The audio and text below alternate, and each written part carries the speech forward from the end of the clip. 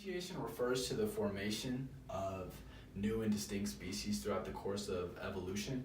The punctuated equilibrium model states that evolution occurs through isolated episodes of rapid speciation followed by reproductive periods of little to no change. Sympatric speciation is a term that describes when new species evolve from an ancestral species while inhabiting that specific geographical region. Now we're going to discuss some reproductive barriers. Geographic isolation is a reproductive barrier, and that describes when two of the same species are unable to exchange genetic material with each other due to distance between them, whether that be land or sea.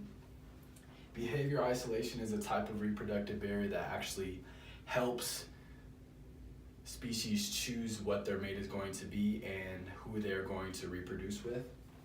Reinforcement is a term that describes the instance when natural selection actually increases reproductive isolations. Now we're going to discuss how these organisms are classified in terms of reproduction. Polyploidy organisms have more than two sets of chromosomes. Diploid organisms have two sets of chromosomes, and you'll see 2n equals 46 as a biological equation. Diploid organisms essentially describe somatic cells.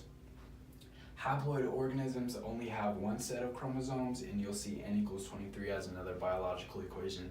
And haploid organisms essentially describe sex cells, which are sperm and eggs.